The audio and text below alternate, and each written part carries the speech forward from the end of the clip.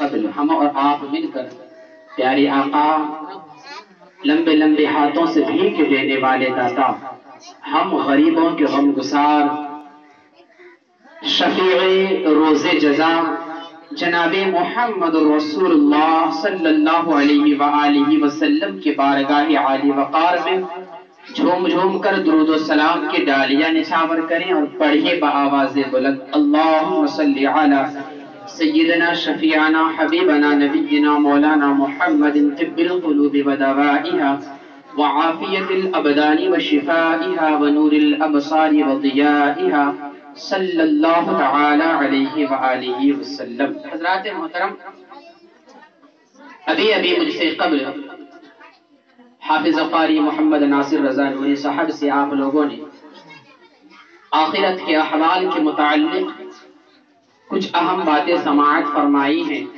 اللہ عز و جل کی بارگاہ میں دعا ہے کہ مولا کریم ہم سبھی کو آخرت کی تیاری کرنے کی توفیق عطا فرمائے۔ برادران گرام وقار، میں کوئی علامۃ الدہر نہیں، بس ایک چھوٹا سا طالب علم ہوں، آپ حضرات کی روبرو حاضر ہوا ہوں۔ چند لمحے کے لیے آپ حضرات مجھے پسند فرمائیے تاکہ میں اپنی قیمتی باتوں سے آپ کو نوازوں اور آپ میری قیمتی باتوں کو، میری کیا اللہ اور اس کے رسول صلی اللہ علیہ وسلم کی قیمتی باتوں کو اپنے اوپر لازم کرنے کی کوشش کریں۔ آقا کریم صلی اللہ علیہ وآلہ وسلم کے پیارے دیوانوں، آج کی یہ محفل ایصال ثواب کی محفل ہے، اور ایصال ثواب کا مطلب یہ ہوتا ہے کہ ثواب کا پہنچانا، یعنی دعا درود پڑھ کر قرآن کریم کی تلاوت کر کے مرحوم یا مرحومہ کے نام پر اس ثواب کو پہنچانے کا نام ہے ایصال ثواب۔ اور ایصال ثواب کرنا قرآن و حدیث سے ثابت ہے۔ ایصال ثواب کی محفلوں کے بارے میں بے شمار لوگوں نے اعتراضات کیا، لوگ اس میں اختلاف پہ پڑے ہوئے ہیں، کوئی کہہ رہے ہیں کہ جائز ہے، کوئی کہہ رہے ہیں کہ ناجائز ہے۔ ہمیں ان ساری اختلافات میں نہیں پڑنا ہے، ہمیں یہ دیکھنا ہے کہ جہاں کہیں بھی محفل سجتی ہے، اگر اس محفل میں اللہ اور اس کے رسول کا تذکرہ ہو تو وہی محفل کامیابی کی محفل ہے، اور جس محفل میں اللہ اور اس کے رسول کا تذکرہ نہ ہو، دنیا والوں کا تذکرہ کیا جائے، وہی محفل ناجائز و حرام ہے۔ تو آپ رات مجھے یہ بتائیں، یہاں پر بیٹھے لوگوں میں سے کوئی بڑے علامۃ الدہر نہیں ہے، مفتی زمان نہیں ہے، دارالافتاء کو سنبھالنے والے نہیں ہیں، کھیت کھلیان میں کام کرنے والے ہیں۔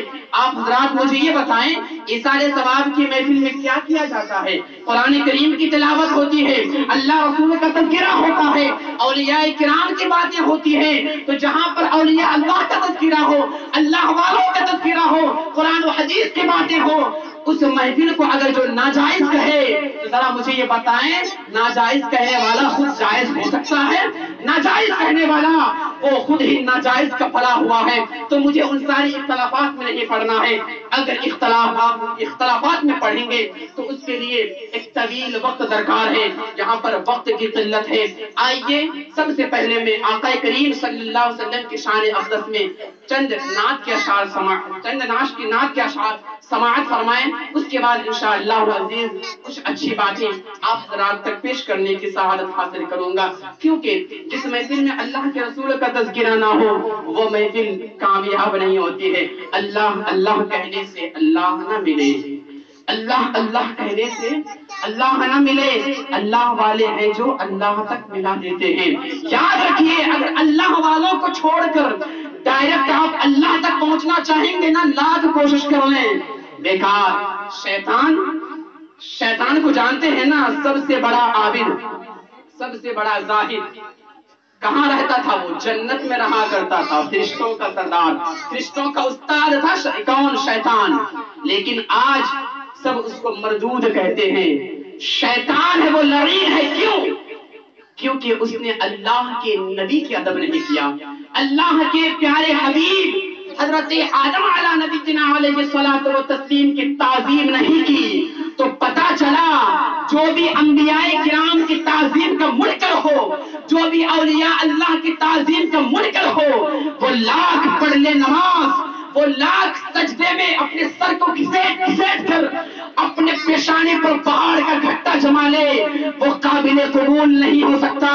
یاد رکھیے اللہ کی بارگاہ میں وہی بندہ قابل قبول ہے جن کے اندر اولیاء اللہ کی تعظیم موجود ہو، جن کے دلوں میں قرآن کریم کے بتائے ہوئے راستے پر انبیاء کرام کی تعظیم اور توقیر کرتے ہیں۔ اور الحمدللہ عز و جل اللہ تبارک و تعالی نے سنیوں کے مقدر میں یہ بات جاگزی فرمائی ہے۔ اللہ تبارک و تعالی کا لاکھ لاکھ شکر و احسان ہے۔ اور ہمارے نانا جان جناب ڈیلر محمد عثمان غنی صاحب مرحوم، اللہ تبارک و تعالیٰ ان کو جنت میں اعلیٰ سے اعلیٰ مقام عطا فرمائے۔ انہوں نے اپنی پوری زندگی اللہ اور اس کے رسول صلی اللہ علیہ وسلم کی اطاعت و فرما برداری میں گزاری ہے۔ اللہ تبارک و تعالیٰ ان کے وارثوں کو، ان کے چاہنے والوں کو ان کے نام پر خوب خوب اثار ثواب کرنے کی توفیق عطا فرمائے۔ حضرات محترم نے کہا تھا کہ نعت پاک کے چند اشعار سماعت فرمائیے، آئیے بغور سماعت فرمائیں۔ اور یہ نعت ہے میرے پیر و مرشد حضور اشرف الفقہا مفتی محمد مجیب اشرف رضوی صاحب قبلہ مدد اللہ علی۔ میرے پیر و مرشد فرماتے ہیں عرش سے فرش تک نور ہی نور ہے، عرش سے فرش تک نور ہی نور ہے، جس طرف دیکھیے نور ہی نور ہے، عرش سے فرش تک نور ہی نور ہے، جس طرف دیکھیے نور ہی نور ہے، کوہ صحرا گگن بحر و بر ہے مگن، کوہ صحرا مگن بحر و بر ہے مگن، ہاں چمن در چمن نور ہی نور ہے۔ میرے آقا کریم صلی اللہ علیہ وسلم کو بعض لوگ بشر کہتے ہیں، یعنی ہم جیسے بشر ہے، ہم جیسے بشر۔ تو ایسے لوگوں کو جواب دیتے ہوئے میرے پیر و مرشد فرماتے ہیں ہر طرف دیکھیے نور ہی نور ہے، نور والے آقا آئے ہیں، ساری دنیا میں نور پھیلائے ہیں، اور جس نے میرے آقا کے نور کا انکار کیا اس کی ذلت و رسوائی دنیا میں بھی ہے، اور مرنے کے بعد جب زمین کے اندر جائے گا ان کی ذلت و رسوائی زمین کے اندر بھی ہوگی۔ سماعت فرمائیں کہ آمنہ کا چمن کیوں نہ پر نور ہو، ان کی آغوش میں نور ہی نور ہے، ان کی آغوش میں نور ہی نور ہے، جھوم کر کعبۃ اللہ کہنے لگا، جھوم کر کعبۃ اللہ کہنے لگا، میری قسمت میں اب نور ہی نور ہے، میری قسمت میں اب نور ہی نور ہے، اور جلنے والے بھی جل کر اندھیرے میں ہے، اہل سنت کے گھر نور ہی نور ہے، اہل سنت کے گھر نور ہی نور ہے، ہم تو کہتے رہیں گے صدا، ہم تو کہتے رہیں گے صدا، ہم تو کہتے رہیں گے صدا، کیا مصطفیٰ کا بدن نور ہی نور ہے، مصطفیٰ کا بدن نور ہی نور ہے، ہم تو کہتے رہیں گے صدا، مصطفیٰ کا بدن نور ہی نور ہے۔ پڑھی درود پاک اللہم صلی وسلم بارک علی سیدنا مولانا محمد وبارک وسلم، صلو علیہ الصلاۃ والسلام علیک یا رسول اللہ صلی اللہ علیہ وآلہ وسلم۔ حضرات محترم وقت کی قلت ہے، آئیے چند باتیں سماعت فرما لیجیے۔ ہم اور آپ اثر ثواب کی محفل میں بیٹھے ہیں، اور ایسی محفلوں میں بس وہی بیٹھتا ہے جن کے دلوں میں اللہ اور اس کے رسول کا خوف ہوتا ہے، اور جو یہ چاہتے ہیں، جو یہ جانتے ہیں کہ مجھے مر کر اللہ کو جواب دینا ہے۔ حضرات محترم، ہم نے بارہا محفلوں میں شرکت کی ہے، ہر محفل میں ہم سنتے آ رہے ہیں کیا؟ کل نفس ذائقۃ الموت، ہر جاندار شے کو موت کا مزہ چکھنا ہے۔ موت کا مزہ کسے کہتے ہیں؟ موت کا مزہ کسے کہتے ہیں؟ کیا ہم موت کو اپنی زبان پر رکھیں تو یہ ہمیں پتا چلتا ہے کہ موت میٹھی ہے یا تیتی چیز ہے۔ یاد رکھیے، موت کے مزے کا مطلب یہ ہے کہ ہر جاندار شے کو اس دنیا چھوڑ کر اللہ کی بارگاہ میں پہنچنا ہے، اور اللہ نے فرمایا تم جہاں کہیں بھی رہو، جہاں کہیں بھی رہو، موت تمہیں آ کر ہی رہے گی۔ اگر تم نے بڑی بڑی بلڈنگیں بنا لی ہیں، اگر تم نے موت سے بچنے کے لیے پہاڑوں کو کاٹ کاٹ کر، پہاڑوں کو تراش تراش کر اس کے اندر بھی اگر تم نے گھر بنا لیا ہے تو یاد رکھیے اس جگہ بھی تم موت سے بچ نہیں سکتے ہو۔ موت ہر کسی کو آئے گی، موت ہر کسی کو آنی ہی ہے، آج نہیں تو کل ضرور، لیکن اب ہم جانتے ہیں موت تو ہمیں آئے گی، لیکن موت سے پہلے ہمیں کیا کرنا ہے؟ موت سے پہلے ہمیں قبر کی تیاری کیسے کرنی ہے؟ اللہ اکبر کبیرہ۔ ہم اور آپ جانتے ہیں اللہ کی بارگاہ میں جانا ہے تو کہ خالی ہاتھ جانا ہے یا ہاتھ میں کچھ لے کر جانا ہے؟ مجھے آپ یہ بتائیے، میں آپ سے سوال کرتا ہوں، جب آپ اپنے سسرال جاتے ہیں یا آپ اپنے بیٹی کے گھر میں جاتے ہیں یا آپ اپنے نانی کے گھر جاتے ہیں یا آپ اپنے رشتہ داروں کے گھر جاتے ہیں، آپ اپنے ساتھ کچھ لے کر کے جاتے ہیں یا خالی ہاتھ جاتے ہیں؟ کچھ لے کر کے جاتے ہیں نا۔ اگر آپ خالی ہاتھ لے کر جائیں تو آپ جن کے گھر جاتے ہیں وہ آپ کے منہ پر کچھ نہیں کہے گا، لیکن دل ہی دل میں اس کے دل میں یہ بات آئے گی کہ میرا داماد، میری بیٹی، میرا نواسا، میرا پوترا میرے گھر میں آیا ہے لیکن کچھ لے کر نہیں آیا۔ آپ کے منہ پر وہ جواب نہیں دے گا، کچھ کہے گا نہیں، لیکن اس کے دل میں یہ بات ضرور آئے گی۔ تو ہم اور آپ جب کسی کے گھر میں جاتے ہیں تو کچھ نہ کچھ تحفہ لے کر کے جاتے ہیں، کچھ نہ کچھ گفٹ لے کر کے جاتے ہیں، تاکہ ہم جن کے گھر میں جائیں وہ ہم سے خوش ہو جائے، ہم جن کے گھر میں جاتے ہیں وہ ہم سے راضی ہو جائے۔ ذرا غور و فکر کریں، دنیا میں ہم کسی کے گھر جاتے ہیں تو کچھ نہ کچھ لے کر کے جاتے ہیں، لیکن جب ہمیں موت آئے گی، دنیا کو چھوڑنا ہوگا، اللہ کی بارگاہ میں جانا ہوگا، تو وہاں کے لیے ہم نے کیا تیاری کی ہے؟ کبھی آپ نے غور کیا؟ کبھی آپ نے سوچا؟ اللہ اکبر کبیرہ۔ آج ہم اور آپ مسلمان تو کہتے ہیں، آج ہم اور آپ اپنے آپ کو اللہ کے رسول صلی اللہ علیہ وسلم کا امتی تو کہتے ہیں، لیکن امتی ہونے کا حق ادا نہیں کرتے ہیں۔ آج ہمارے کتنے مسلمان بھائی بہن ایسے ہیں، اللہ اکبر کبیرہ، جو نمازوں سے کوسوں دور ہیں، تلاوت قرآن کریم کی تلاوت سے کوسوں دور ہیں، حلال و حرام کی تمیز نہیں کرتے ہیں، جو بھی مال آئے بس آتے جاتا ہے اور مال کو جیب میں ڈالتے جاتے ہیں۔ ہم یہ نہیں سوچتے ہیں کہ یہ مال حرام کا ہے یا حلال کا، یہ مال لینا ہمارے لیے جائز ہے یا ناجائز ہے۔ ہم کسی چیز کی کوئی تمیز نہیں کرتے ہیں، کوئی پرواہ نہیں کرتے ہیں۔ یاد رکھیے، آپ کے ایک ایک پیسے کے بارے میں قبر میں پوچھ جائیں گے، ایک ایک ذرے ذرے کے بارے میں اللہ تبارک و تعالیٰ نے اپنے جن فرشتوں کو متعین کر رکھا ہے وہ فرشتے آ کر آپ سے سوال کریں گے۔ قرآن کریم میں اللہ تبارک و تعالیٰ ارشاد فرماتا ہے، تم سے قیامت کے دن ایک ایک چیز کے بارے میں پوچھی جائے گی۔ اللہ تبارک و تعالیٰ فرمائے گا، اے میرے بندو بتاؤ، میں نے تمہیں ہاتھ کی نعمت عطا کی، تم نے اپنے ہاتھ کو کن کاموں میں استعمال کیا؟ اے میرے بندو میں نے تمہیں پیر جیسی نعمت عطا کی، تم مجھے یہ بتاؤ کہ پیر کے ذریعے سے تم کن کن کاموں کی طرف گئے ہو؟ اللہ اکبر کبیرہ۔ آج اگر ہم ان ہاتھوں کے ذریعے سے قرآن کریم کی تلاوت نہیں کریں گے تو اللہ کو کیا جواب دیں گے؟ اگر ہم ان آنکھوں کے ذریعے سے اگر لوگوں کی بھلائی کے بارے میں نہیں سوچیں گے تو قیامت کے دن کیا جواب دیں گے؟ اگر ہم ان پیروں کے ذریعے مسجدوں کو آباد نہیں کریں گے تو قیامت کے روز اللہ کو کیا جواب دو گے؟ اور اور یاد رکھو قیامت کے روز اللہ کو جو جواب نہیں دے سکتا ہے، جانتے ہیں نا اللہ نے ان کے لیے جہنم کے دہتے ہوئے آگ کو بنا رکھا ہے، جہنم کے دہتے ہوئے آگ میں ڈال دیا جائے گا۔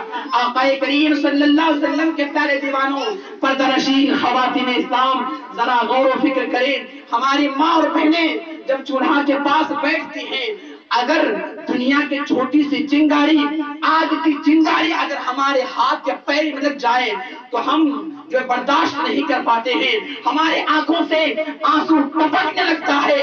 اللہ اکبر کبیرہ، اور حدیث پاک میں آیا ہے اللہ تبارک و تعالیٰ نے جہنم کی آگ کو 70 مرتبہ رحمت کے پانی سے دھو کر دنیا میں بھیجا ہے۔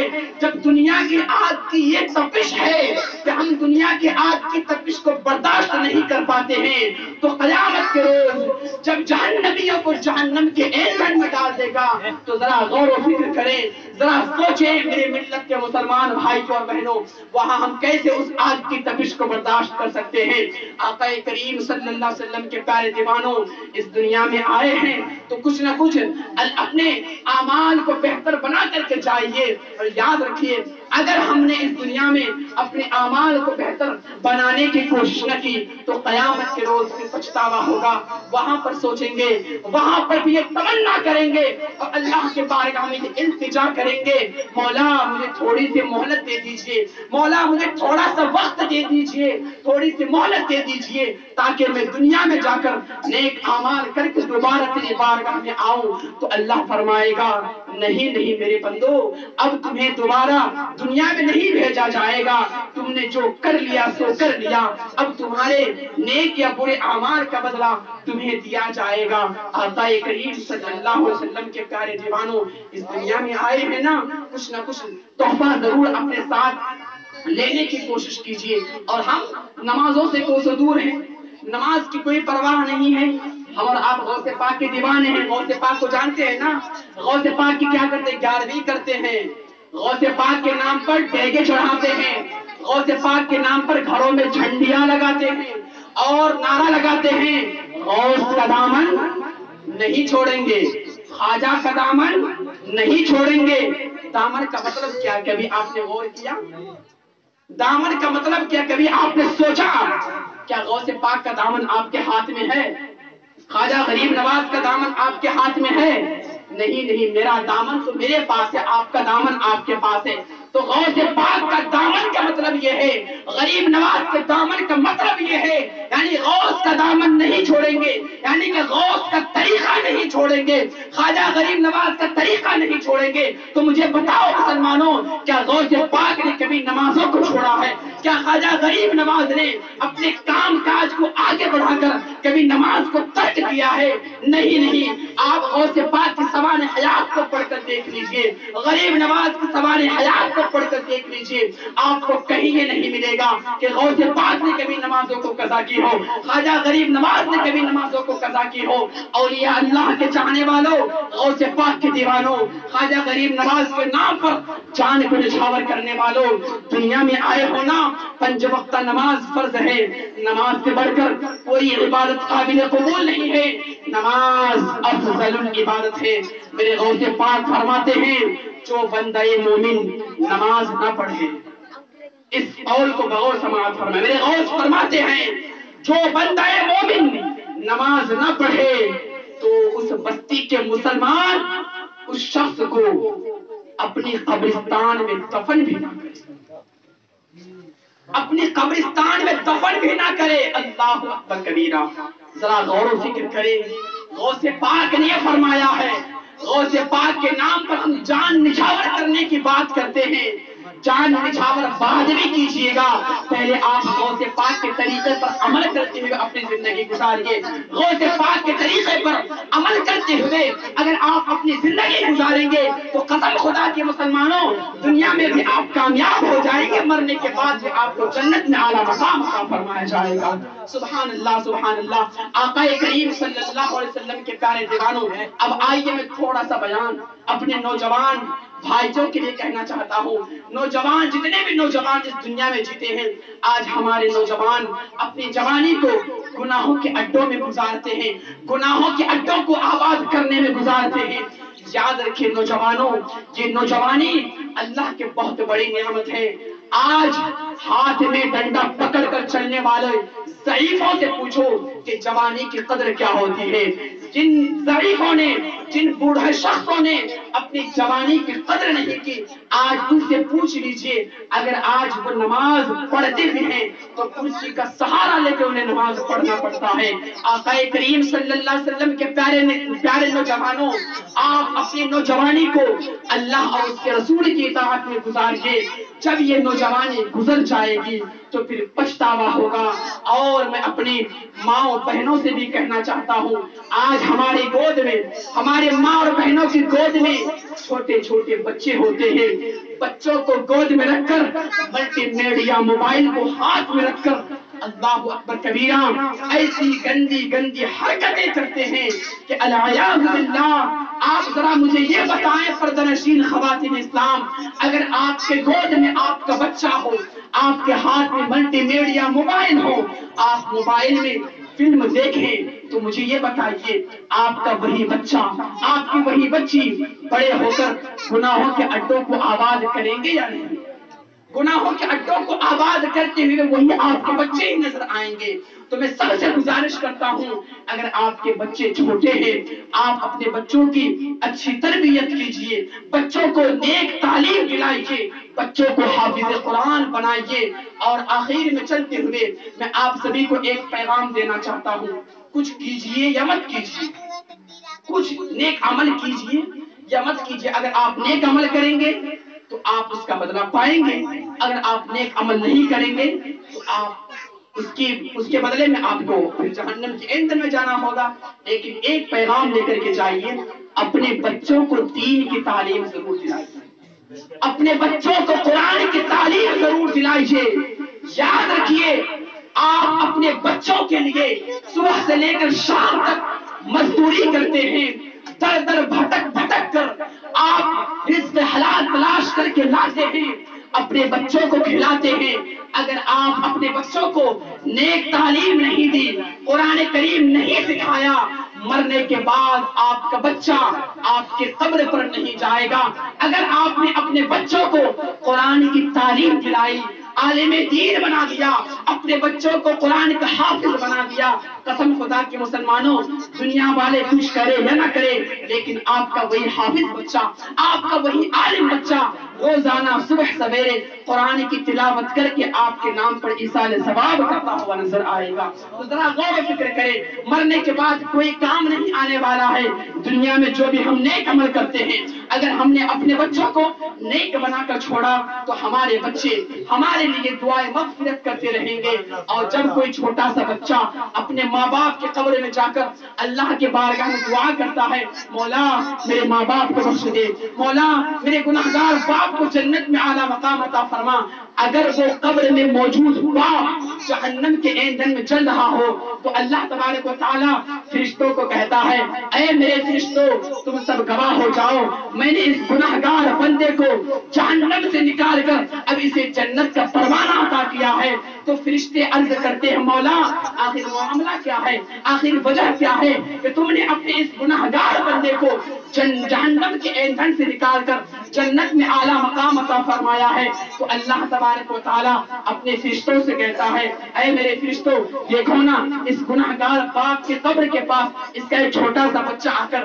قرآن کریم کی تلاوت کر رہا ہے، مجھے رحمان اور رحیم کہہ کر پکار رہا ہے۔ تو جو بچہ زمین کے اوپر رہ کر مجھے رحمان اور رحیم کہے، مجھے رحمان اور رحیم کہے، مجھے یہ حیا آتی ہے کہ اس کے باپ کو میں جہنم کے ایندھن میں جلاؤں۔ اللہ تبارک و تعالیٰ اس بچے کے صدقے میں قرآن کریم کی تلاوت کے بدولت اس جہنم کے ایندھن میں جلتے ہوئے باپ کو اللہ تبارک و تعالیٰ جنت میں اعلیٰ مقام عطا فرماتا ہے۔ تو آپ اپنے بچوں کو نیک بنا کر کے جائیے، کچھ کیجئے یا مت کیجئے، لیکن اپنے بچوں کو دین کی تعلیم دلائیے۔ الحمدللہ عز و جل آپ تمام حضرات یہاں پر آئے آئے ہیں، اللہ تبارک و تعالی ہم سبھی کے آنے کو اپنے بارگاہ میں قبول عطا فرمائے۔ حضرات محترم